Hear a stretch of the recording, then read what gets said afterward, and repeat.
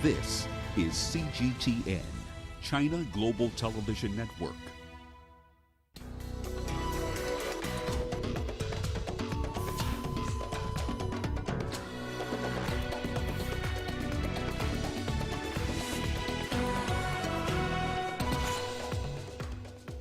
Record rainstorms continue to batter China's Henan province.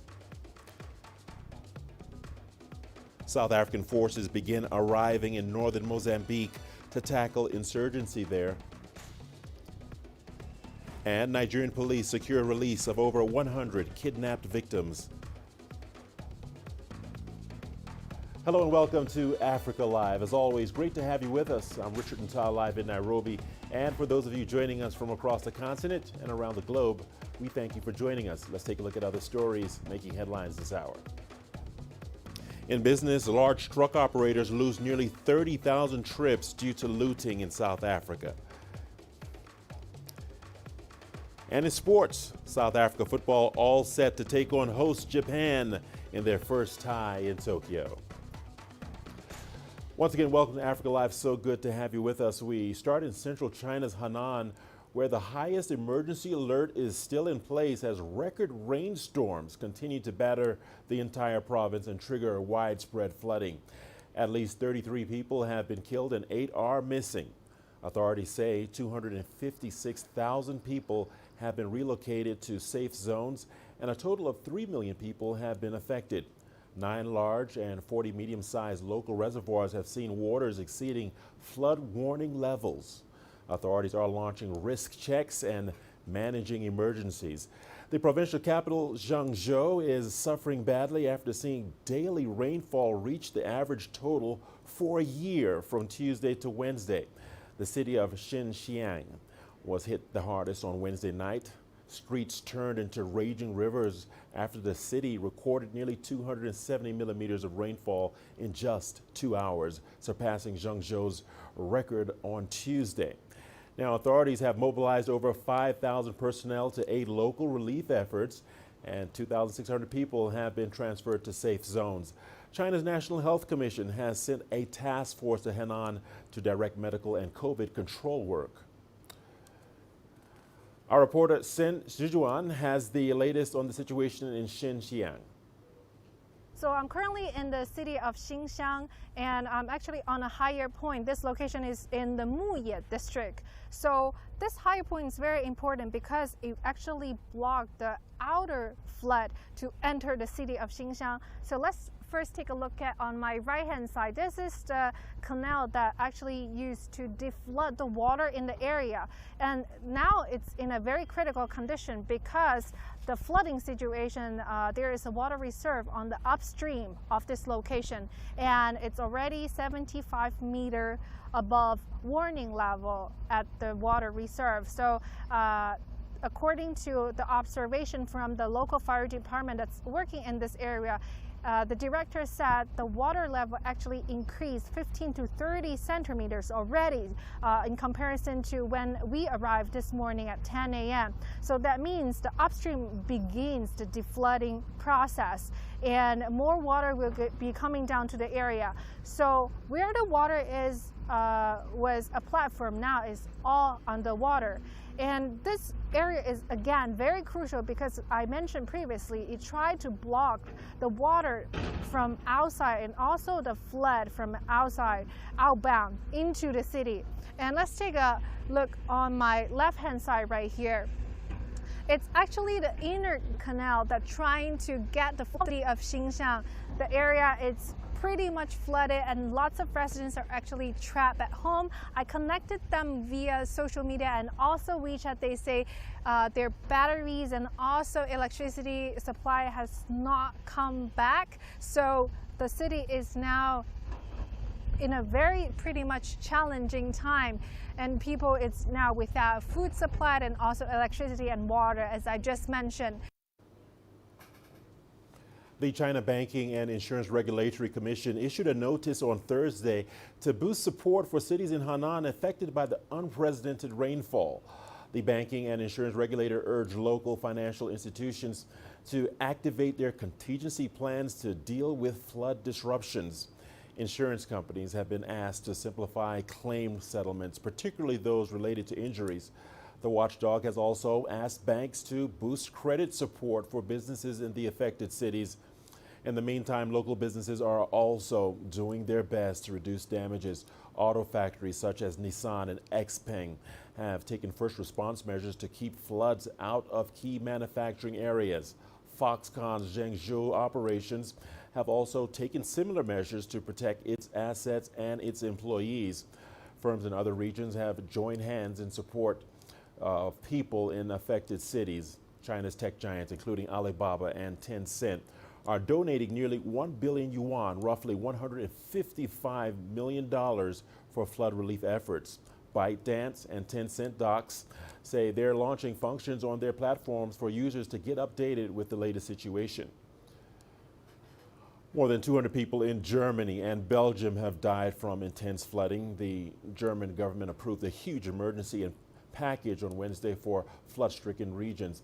Trent Murray has more from Germany. This particular money is aimed to try and help people that have been left more or less with nothing because of these floods. As you can probably see behind me, a lot of homes have been all but destroyed. All of the goods inside them are being cleared out on the streets. So this is a real priority for the German government to try and get this money in quickly to people, because many of them have been left with nothing, not even somewhere to live or food or accommodation. So the Finance Minister, Olaf Scholz, says time is of the essence when it comes to getting this money in. It is the states that organise this aid. This will be provided quickly, swiftly and without bureaucracy. We will not put our own federal infrastructure with approval processes with all sorts alongside, but we will make the money available so that it reaches those who need help now as quickly as possible. A number of people still missing. We have just heard, sadly, from federal rescue authorities that that window of opportunity for finding survivors has all but closed, given that it has been a week since these floods hit. And so this, in many ways, is now moving from a search and rescue operation to a relief and recovery operation. And with a number of people still missing, that undoubtedly will mean a lot of German families have a very heavy heart right now with that news. People not just from this town working to clear up where they live, but people from other cities coming nearby to try and help. There is still just so much to do. A lot of critical infrastructure remaining out of action: motorways, electricity networks, the rail network, cell phone data, water pipes, the list goes on. Still just so much to do. Another blistering heat wave has gripped the western United States. Temperatures are reaching all-time highs, and scientists are pointing at human-caused climate change as one of the reasons for the extreme weather. Edis Tiansan reports from Las Vegas, where temperatures have risen higher than any other U.S. city. Built on a desert, Las Vegas is known for its hot and dry summer, but its extremes are getting more extreme. This month, temperatures soared to the city's highest on record, climbing above 47 degrees Celsius. That's 117 Fahrenheit. This is hot. So to say it's a dry heat, that's like sticking your head in the oven. This is just crazy hot. It's a rare moment that makes the world's tallest thermometer a major attraction in Las Vegas around this time of the year, with tourists leaving their air-conditioned cars just briefly for a quick snap. And it's currently 111 degrees, and I came out here to get a geocache. This is one, which is really cool, but I have to take frequent breaks because it's just so freaking hot. You can't go out on any trails or anything like that, or you'll just die. Experts at the Desert Research Institute say the average day and nighttime temperatures keep breaking records, and that's partly due to man-made climate change. So we're seeing more frequent extreme daytime maximum temperatures being broken, and then we're not seeing the cooling down nearly as much at night. And that's a combination of both urbanization and climate change combined. The city has become a so-called heat island as it experiences many more record-high temperatures than anywhere else, but some studies suggest that if the current trend continues, the city could become uninhabitable in the next 30 to 70 years. That finding by Climate Central isn't surprising some city residents. Well, it gets hotter every year, and that's certainly, it's not comfortable. There's no immediate effects, but, you know, it's, like I said, it's a concern for decades coming. Those who are not used to these extremes are finding it hard to imagine living here year-round. For a short time, maybe, but I don't know if I could do this year-round. The so-called Sin City is synonymous with its gambling and entertainment scene, but if this climate trend continues, the city could also become known for its searing heat. It is Tianshan, CGTN, Las Vegas. 100 Nigerian kidnap victims have been released, according to the Nigerian government officials. Police secured the release of people including women, children, and nursing mothers. A local police spokesperson said the released captives had been kidnapped from Manawa village in northwestern state of Zamfara on June the 8th.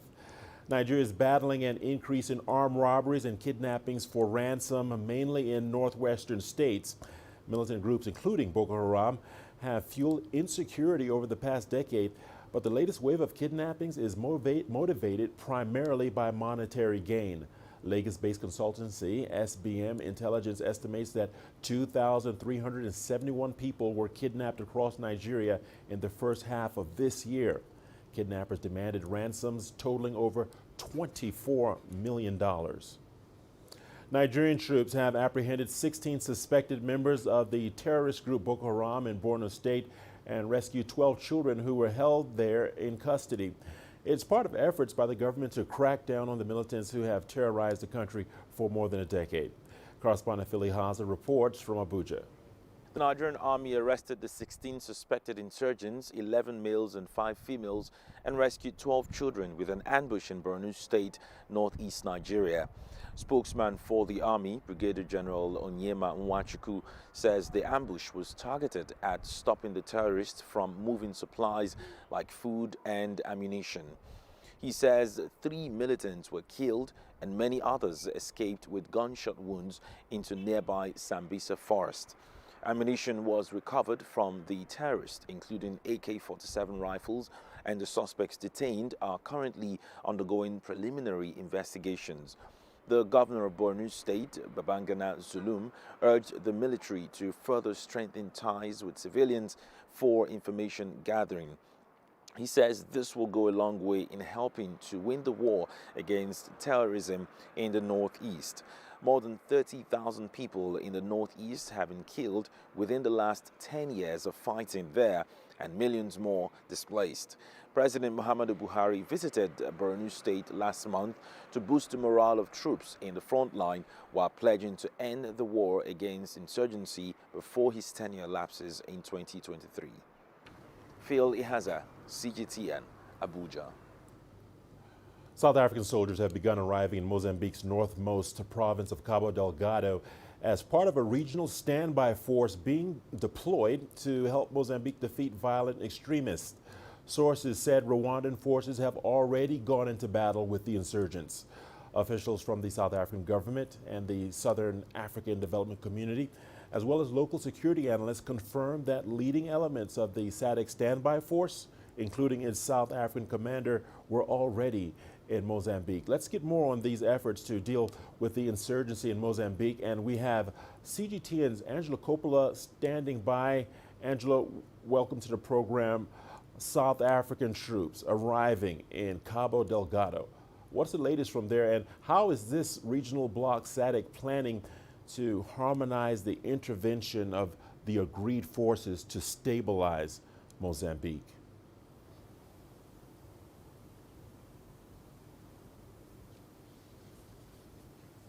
Well, Richard, the first step was to get the paperwork out the way, and that was done late last week. The Mozambican government, in fact, had sent a signed what they call Status of Forces Agreement to the 16-state Southern African Development Community's Secretariat in Botswana's capital, and that was on Wednesday last week.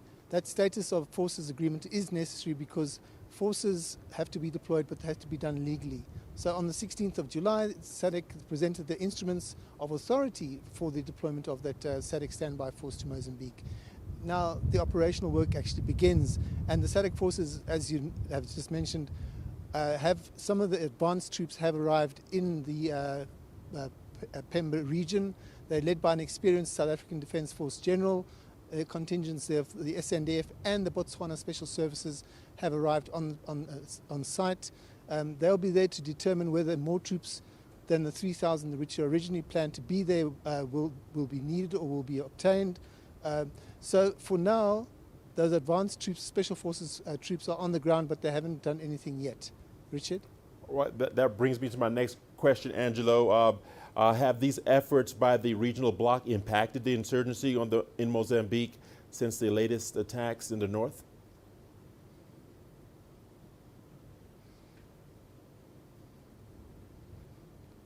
Well, look, as you've mentioned, the Rwandan forces have actually been in contact. They have made contact with insurgents. Those Rwandan troops are, in fact, in the coastal areas around the Total LNG plant in the Afungi Peninsula, and they've been deployed there. We know that the South African troops have been deployed inland, and that's where they'll be stationed for now. In terms of other, whether there's been any interactions and skirmishes other than the one between the Rwandan forces and the insurgents, we haven't had any confirmed reports of if there have been additional incidents. The details there, of course, are a bit sketchy, but they've definitely seen action. The South Africans and the Botswanan troops will be stationed, as I said, inland. We do understand that support for the Mozambicans will be there as well, and we understand that there are 3,000 troops that are initially planned to be deployed into the province to help fight the insurgents, but we don't know when those troops are going to be deployed. As you know, South Africa is currently deploying its troops in South Africa to fight against what we had here last week. So it's still early days, but the bottom line is that those troops are special forces, small teams that can move very quickly, but they haven't seen any action just yet. Richard? All right, Angelo, significant points that you've made there. Thank you for keeping a close eye on that story. Much appreciated. Well, you are watching Africa Live. We've got a lot more stories coming your way after the break. Stay tuned.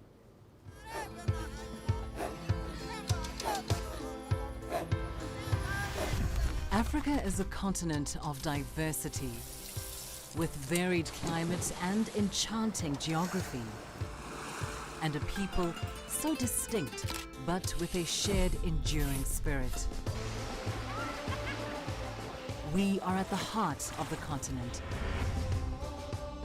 to bring you the untold stories. Let's have a look.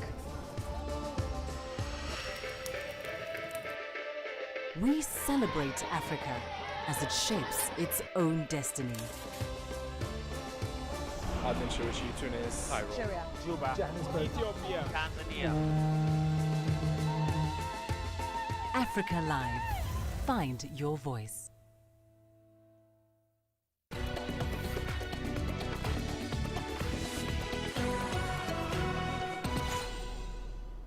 Welcome back to Africa Live. Thanks for staying with us. China has held a news conference on the origin tracing of the COVID-19 virus.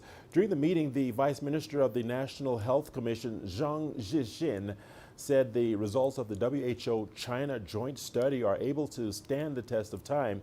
He also slammed a U.S. report that accused Chinese researchers of concealing facts over the source of the virus. Mr. Zhang Yixin, Vice Director of the National Health Commission, says he felt surprised of the WHO's proposed plan for the next phase study into the origin of the coronavirus. He says the proposed plan carries disrespect of common sense and arrogance against science. He says the second phase study should be carried out based on conclusion already made by the first phase study, which has already been published on March 30th, and said lab leak is extremely unlikely. And he said since there has been a conclusion already, there's no need to duplicate the work, and China has already handed in suggestions for the second phase study to the WHO, and he says that China hopes the WHO to fully consider it. Meanwhile, researcher Yuan Zhiming from Wuhan Virology Institute has clarified rumors about its lab and saying the lab didn't try to synthesize the virus and no lab leak has happened and no staff of the lab has got infected of the coronavirus. I raised a question about recent reports saying that Chinese scientists have deleted genetic sequences that have been already uploaded to the US NCBI database, and then speculating that China has been hiding facts about the sourcing work. And here is the answer that I got. Fabricated a conspiracy theory about the Chinese researchers cover up certain data. It has created a negative image in international publicity against Chinese researchers and China. Such actions violate science spirit and law. Such a conspiracy theory has been criticized by experts in other countries. China says it's been transparent enough about the sourcing work, and the origin study is a work that requires cooperation of global scientists. And tracing the zoonotic origin of the virus is the point that deserves most effort. China also believes the second phase study should be carried out in various countries and regions in the world. CGTN, Beijing. And to East Africa now, as Rwanda marks its 27th Liberation Day anniversary, CGTN's Robert Nagila sat down with the Rwandan ambassador to Kenya, Richard Nta, to discuss some of the milestones the country has achieved in the last 27 years. Your country has made huge strides economically, socially, politically over the last 27 years since the genocide. What was the drive, you would say, that has made all these achievements possible? In one word, one would say the driving force has been leadership. But leadership which is citizen-focused, which is citizen-centric, leadership which demands accountability at all levels of leadership, a leadership which has been very focused on the fight against corruption, and also, I should say, prudent management of the economy. The country is considered one of Africa's fastest growing economies. How has that transformation impacted on your population? Rwanda has enjoyed about 25 years plus of peace and stability, which have created an environment for the growth which we have had economically to make an impact on the lives of the Rwandans. And so if you go to education, primary school enrollment has gone up to over 90%. If you look at our foreign direct investment, it has grown significantly over the past years. In the health sector, maternal mortality has dropped significantly. We have also seen big strides in terms of GDP. We've had 8% economic growth over the years. Unemployment rates have gone down. And also at the lowest level in the districts, we've seen infrastructure coming up, rural electrification, provision of clean water services, health centers. So the impact is real to the population. The COVID-19 pandemic has slowed things down globally. Now, what is the situation in the country at this particular moment? We were having positivity rates of 5–7%. It went a little up, spiked as a result of the Delta variant. But in terms of how we were at this level is because there was a big and robust national preparedness plan which had a multi-sectoral approach. We had security, we had local government, we had the Ministry of Health. We also used a lot of innovative technologies, very effective lockdowns. We were quite serious on our lockdowns, and this helped us keep the numbers down. And the challenge, as you all know, is vaccines. Rwanda, like many other African countries, has not been dealt a fair hand in terms of vaccines. But also this recently, our president announced that we are getting into a deal with the European Union to see how we can manufacture vaccines. On regional integration, how is Rwanda embracing the aspect of the East African community and its ideas? Just to mention a few, there is the single customs territory. Rwanda has embraced that. Free entry of East African citizens. We have also embraced a Heads of State Directive on education, where there's been what we call the one education area, harmonization of the curricula of the East African community. We have embraced regional infrastructure projects. We've also largely tried and we've owned up to our obligations in terms of financial contributions for the EAC. So Rwanda is very much pro-integration. Finally, could you talk us through Rwanda's peacekeeping operations on the continent? You've just deployed a battalion to Mozambique to assist with the terror activities there, but you also have other peacekeeping operations across the continent, don't you? We have been involved in peacekeeping operations in Ivory Coast, Mali, Central Africa, Darfur, Juba, and now, as you say, in Mozambique. We will have to have a very clear United Nations Security Council mandate, which we operate under, and we also look and make sure that there are clear exit criteria before we get involved in peacekeeping operations. We are again in Mozambique at the invitation of the government of Mozambique. We're going to carry out, together with the Mozambicans, joint combat operations, security sector reform, counter-terrorism operations, patrols to secure the communities. Meanwhile, in Nigeria, educators worry that the pandemic-induced lockdown and changes in social interaction have impacted the language and vocabulary development of young learners. CGTN's Kelechi Emekolan brings us this report. It's Speech and Prize-Giving Day at the Care and Cuddles schools in Nigeria's capital, Abuja. Teachers and parents turn out to cheer their young ones, mastering the art of public speaking. Schools have been paying particular attention to rebuilding pupils' vocabulary, which was hampered by the COVID-19 lockdown and restrictions. There are some words whereby you ask them as a teachers, you use for the children, but when they were asked to stay back at home, I noticed some of them came back and then they started behaving like a baby, like a 12-month-year-old, like a child that was able to use 3 words to name some things before, started like blabbing. They don't want to talk. They want you to ask them what was wrong, and they prefer to point at whatever they want instead of using their words. The situation was worse for children in their formative years between 1 and 5, as they require consistency in their learning process. Parents say mask wearing also contributed to inhibiting their speaking. So one of the issues I noticed was she wasn't doing so well in her phonics and alphabets generally. She's good with numbers, but because she missed out on the whole first term, yeah, she had difficulties in that aspect. When she wants to communicate to me, she shows me her head or her ears or say something. But I also say, okay, Naya, you have to remove your marks and talk to mommy.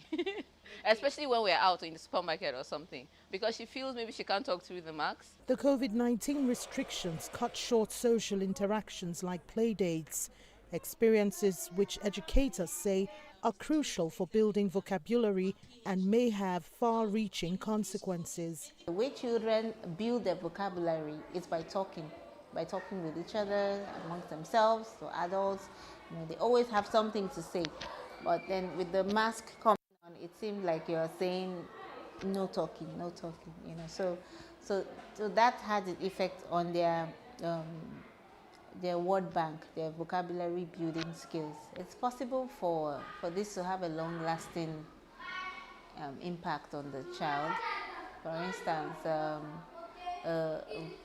a child that used to be an extrovert might just turn around and become an introvert. That's if nothing is done about it. Experts say kids would require the support of teachers and parents to be more expressive in order to close the gap in speech learning.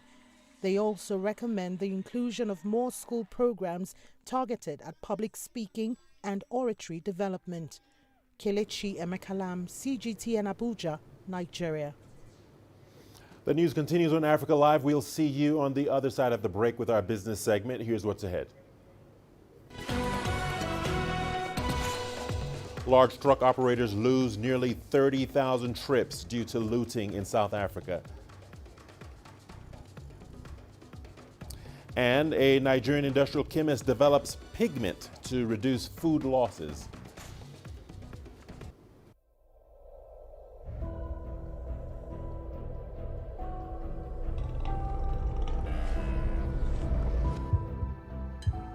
It's just taken me completely out of my depth, but at the same time it's exciting.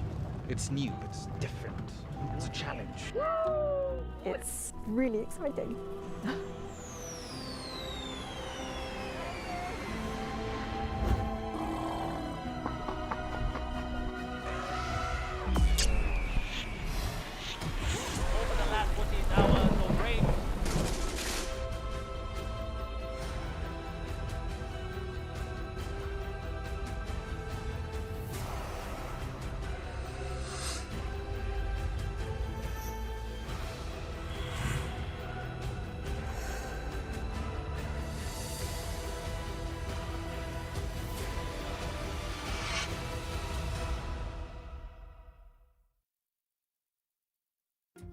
Africa is the nexus of enterprise, and global business will tell you why it matters. From the mega investment projects to multi-billion-dollar mergers and acquisitions. Africa today collects, just in terms of revenues for taxes alone, $545 billion a year. If you take 10% of that and you devote it to the energy sector, problem solved.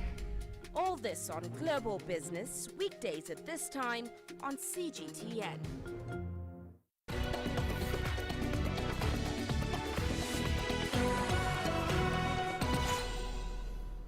Welcome into Business on Africa Live. Let's turn our attention to South Africa, where more than 3/4 of transport vehicles in KwaZulu-Natal were unable to travel, with large operators delaying or canceling nearly 30,000 trips. This comes amid violence and widespread looting that broke out after the jailing of ex-President Jacob Zuma. Vehicle tracking and fleet management company Netstar adds that 3 large clients have lost more than 613,000 kilometers of travel in just 5 days. This is equivalent to circumnavigating the globe 15 times. The average number of trips returned to near normal levels, however, and that was towards the end of the week in most provinces. Staying in South Africa, emerging wine producers fear the worst for their businesses under the country's 4th alcohol ban. South Africa is fighting a 3rd wave of COVID, with more severe Delta variant circulating, and renewed restrictions were implemented in June, placing the country on alert level 4. The restrictions included a 4th ban on all liquor sales and trade. Richard Nta tells us more. Suella Masocha spent years studying and learning about wine. In 2018, she took the plunge and opened her own brewery. Little did she know of what would happen in just 2 years. We have a lot of operational costs that we have, even as a small producer. But if we're not trading, because most of us actually do rely on, everyday trading. So if I'm not selling, I'm not able to generate revenue. I don't have any savings, even as a business. So it means that we can't pay our employees as well. So if I can't pay rent for, my business, it means that I need to close down. So it is really devastating. And we've also had to cut down on our staffs. I'm also an employee of my own company, so I'm also not able to pay myself. Like Suella, hundreds of smaller and new emerging winemakers are being forced to make some tough decisions. The liquor bans are meant to clear hospital space for those infected with COVID. South Africa has a poor history when it comes to alcohol abuse and violence. While she understands the ban, she is also watching her demise in this industry. Suella opened this tasting room in March this year, but it has remained mostly closed due to the liquor bans. Suella's winery is hanging on its last thread. She says if this latest ban is extended or if there is another ban to come, she will have to close shop completely. She's already considered our options outside of winemaking. Considering the fact that this is the fourth time we are unable to trade, particularly as small businesses, it poses the possibility of most of us not being able to, return back to business after the fourth ban. Industry bodies say over 40,000 grape farm and winery workers face job losses.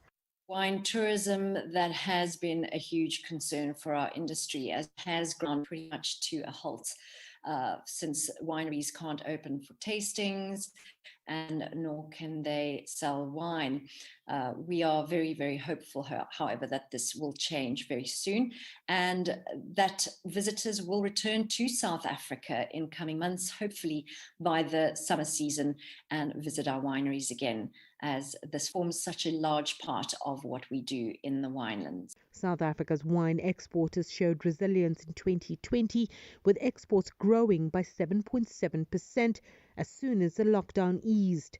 With the industry closed again for almost a month, these gains will be lost.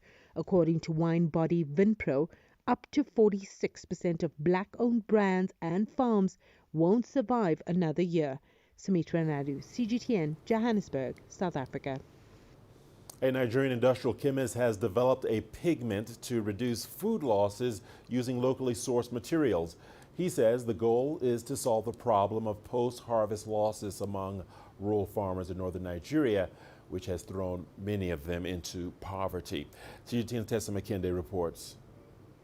35-year-old industrial chemist Jerry Doubles is putting his fabricated pigment to reduce food losses to work in a laboratory. He claims the pigment can preserve fruits and vegetables from getting spoiled for at least 30 days. The idea is for rural farmers, people who don't have refrigerators, who don't have their own preservatives, and methodologies are very alien and archaic and ancient. So we want to bring in something that you don't even need to put it in the sun. You don't even need to dry it. All you need to do is keep it the way it is. The day you get it from the farm and harvest, that day you can preserve it for the next 30 days. In major cities in Nigeria, like Lagos and Abuja, many farmers can afford refrigerators to preserve their fruits and vegetables. But in rural areas where there are less resources, many farmers cannot. According to the Ministry of Agriculture, Nigeria's post-harvest losses are currently estimated at $9 billion annually. This was worsened by restrictions imposed across the country during the COVID-19 pandemic lockdowns. Other losses occur when the fruits and vegetables such as strawberries and tomatoes are being transported from farms on bad roads. This leads to a lot of damage before they get to desired destinations. The pigment hasn't been approved by regulatory agencies in the country, but Jerry Double says it is 100% organic and edible without side effects. Experts are calling for it to be subjected to more scientific scrutiny. It's not a chemical, approach. It's a biological thing. And that's why I said that if it passes through more scientific testing, it also goes through regulatory body testing in their laboratories and so on, I can assure you that this is a good venture. The Nigerian government says it is allocating 0.5% of the nation's gross domestic products to research and innovation in sectors like agriculture in order to boost productivity and economic growth. Jerry Doubles is now building a team of industrial chemists to improve on the invention for the local and export markets. Tessim Akende, CGTN Jos, Nigeria. The government in Tanzania has announced that its finance ministry is in the process of reviewing a newly imposed levy on mobile money transactions. Now, this is following a public outcry over the additional charges imposed on payments sent or received via phone. The tax took effect in mid-July after being approved by the country's parliament. CGTN's Wilkerson Yabwa brings us the details. A new tax imposed on mobile transactions in Tanzania has left many reeling from the financial impact. This as some telecom companies announced a doubling of fees on sending and receiving money. These deductions have affected me a lot because we used to send money, receive money and withdraw the money. Now it is very difficult because once somebody wants to send you money, they have to think about spending more. Previously, when a customer came, he didn't need to ask the cost to withdraw money. He already understood the fees. But currently, the customers ask how much will be deducted firstly. Now when they come to withdraw money and notice the amount to be deducted, they say, no, I won't withdraw. It has affected us agents and also the customers.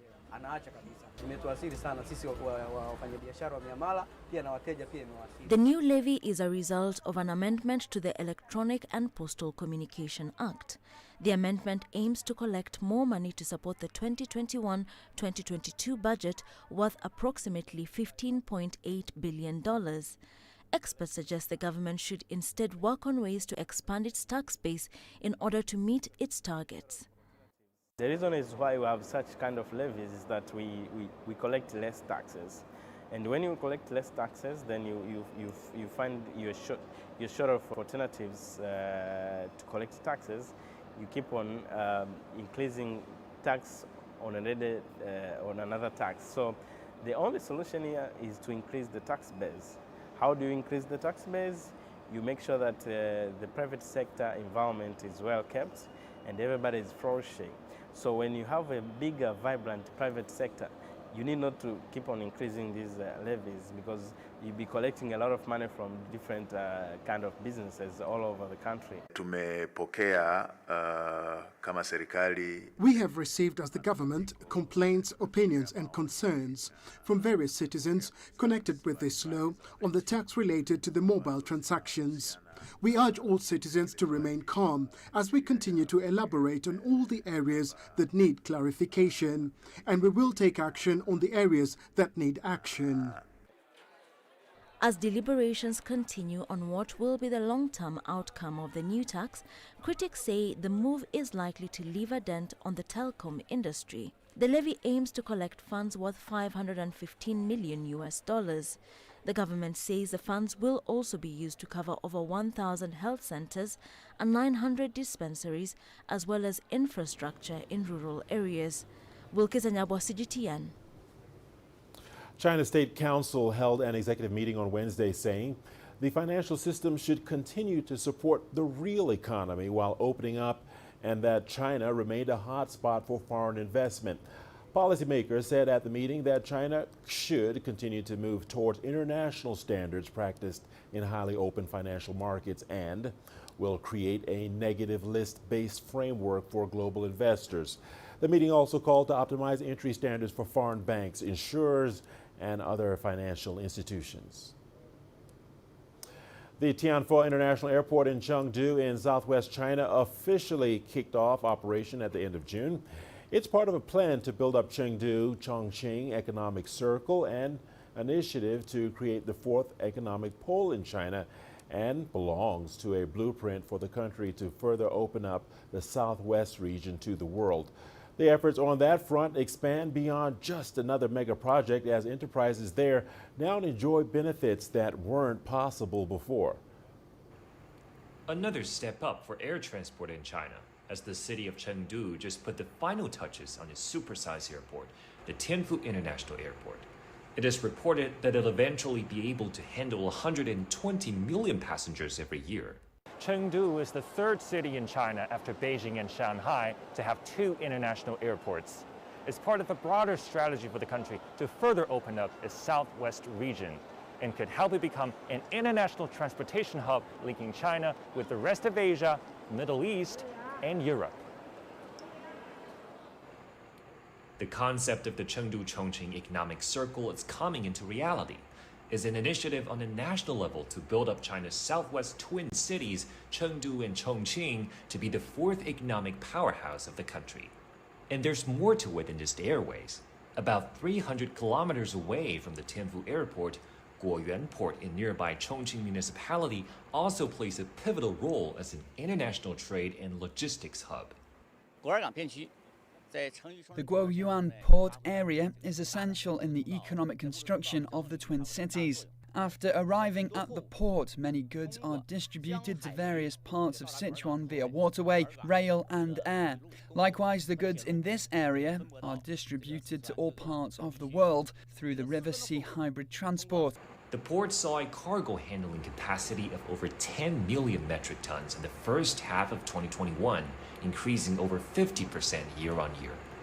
The convenience of transport is one of the main reasons why so many enterprises find it worth settling down here. As some businesses here said, this strategy boosts the infrastructure in the area and cuts down on costs, and they no longer worry about a potential talent shortage. The operation conditions are way better than before. The economic circle facilitated geographical connectivity. It saves us at least 10 to 15% of logistic costs, and it's also shortened the transportation cycle. In that way, the return of business profit comes faster. Beyond that, there are specific preferential policies on land, including taxation, if they settle down in designated districts like Gaoju New District that are specifically designed for the Twin Cities' collaboration on growth.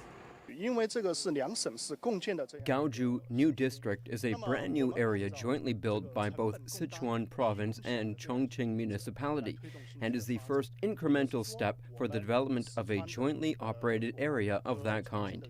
In Gaoju New District, the benefits and advantages of the different policies in both places have been maximized.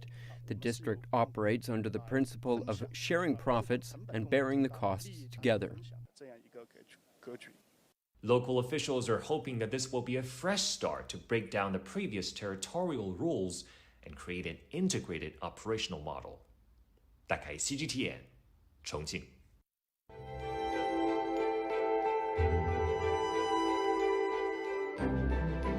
Lusaka is the glittering capital city of the Republic of Zambia. Joseph Muyunda is a young man with passion. His life moves around different rhythms and pursuits to ordinary people. Yet, he is not alone in his pursuits. The city of Lusaka pulses with drum beats and classical music.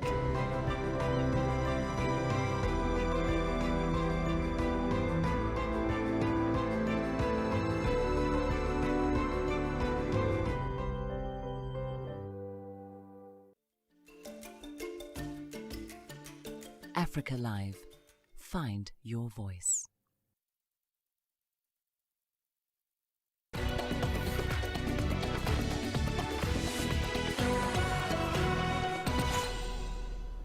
Welcome back to Africa Live. We appreciate your company. The United Nations Educational, Scientific, and Cultural Organization, UNESCO, has removed Salonga National Park in the Democratic Republic of Congo from its list of threatened sites. The decision follows the DRC's government's ban on oil drilling and other conservation efforts taken to improve the situation of the wildlife in the park. Chris Ochemringa has more from Kinshasa. Salonga National Park in the Democratic Republic of Congo is Africa's largest forest park. It's home to many endangered species such as bonobo apes and the African slender-snouted crocodile.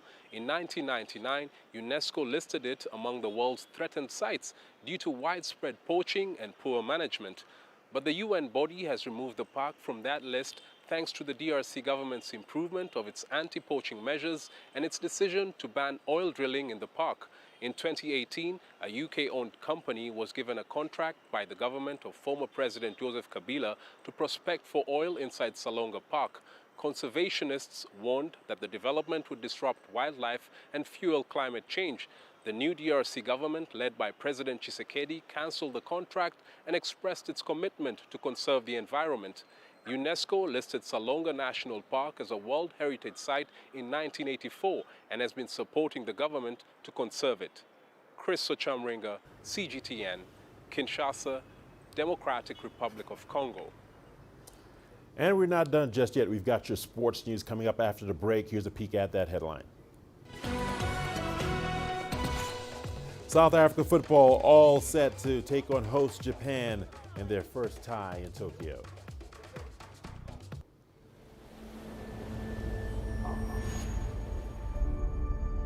How would you create your legend? On the fields, on the tracks, in the arenas of Africa. Were you born to be a player? Could this moment be yours?